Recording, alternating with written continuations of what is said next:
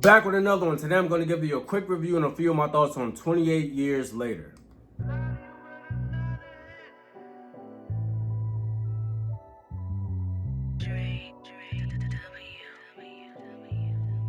28 Years Later is directed by Danny Boyle, who is known for 28 Days Later, which came out in 2002, Sunshine, which came out in 2007, and The Beach, which came out in 2000. You can tell that Danny favors that end-of-the-world apocalypse, survival, adventure genre, and of course 28 Years Later follows suit.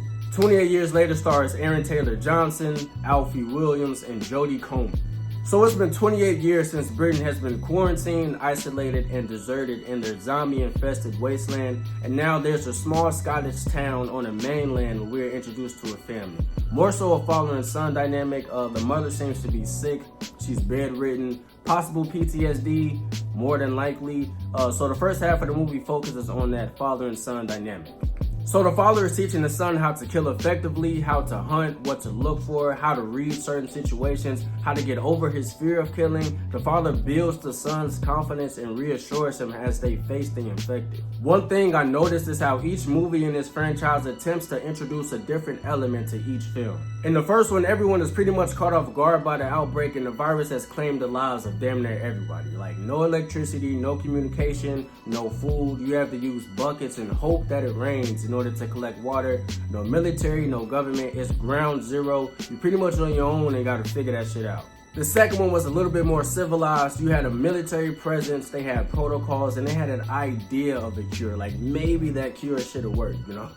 And the third one introduced different types of zombies. So the first one takes place in this deserted wasteland. The second one was more of a structured city. And the third one brings us to the mainlands, where the bulk of this movie takes place in the hills and forests. Another thing I noticed were the weapons used by the main characters. This time around there's bow and arrows, which is a different take from the first two films. I'm not mad at it though. Like the first film was more of a ground zero type of thing, so the weapons were pretty much anything you can get your hands on, like bats, knives, you name it. Just do the best you can, you know?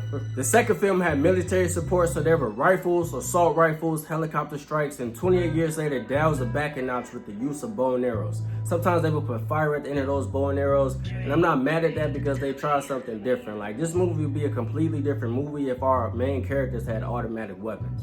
Alright, let's talk about the infected. Let's talk about the zombies. Like I mentioned before, there are 3 different types of zombies in this film. We are introduced to an alpha. Now the alpha is bigger, he's stronger, he's smarter, he seems more strategic than the other zombies. Then we have these fat and slow zombies, pretty much a non-factor. Like if you were to see one or one was to get up on you somehow, you will have 5 to 7 business days to get away and escape or to grab a weapon. Like there's no real threat there. And then we have the regular zombies that we were introduced to in the first 2 films. The infected felt like more of a threat in the first 2 films. Like this one kind of centers more around the alpha being the bigger threat, which kind of makes it less interesting to me. Like the first 2 films, the infected would get on your ass quick too. Like now it makes it kind of just, you know? I noticed with the 3 different types of zombies, they have an established hierarchy amongst themselves. Like there is a pecking order.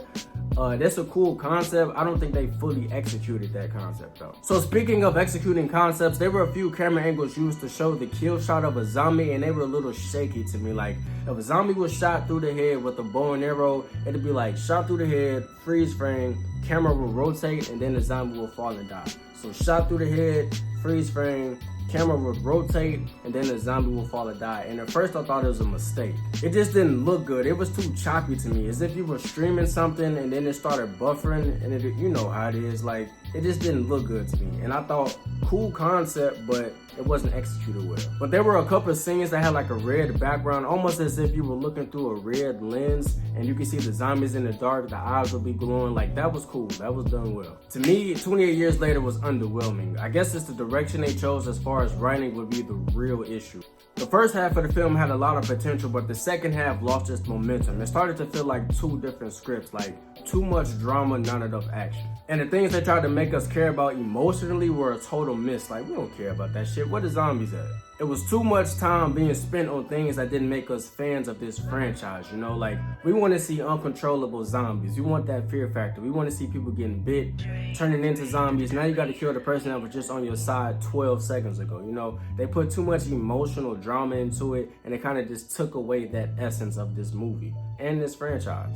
Which brings me to my factual opinion. Like, if you've seen the trailer for this movie, you know that scene where that zombie popped up and it looked just like Cillian Murphy's character from 28 Days Later?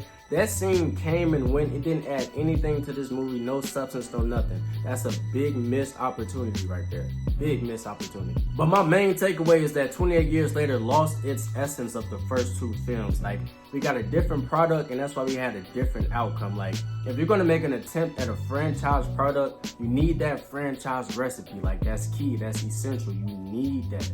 Like, the first two films felt grounded, they felt gritty. It felt like you were actually a part of this apocalypse with the main characters trying to survive, you know?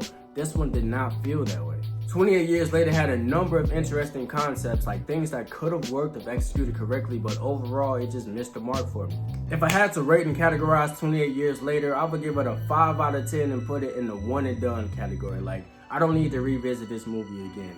The first one made me want to watch the second one. The second one made me look forward to the third one, but the third one dropped the ball.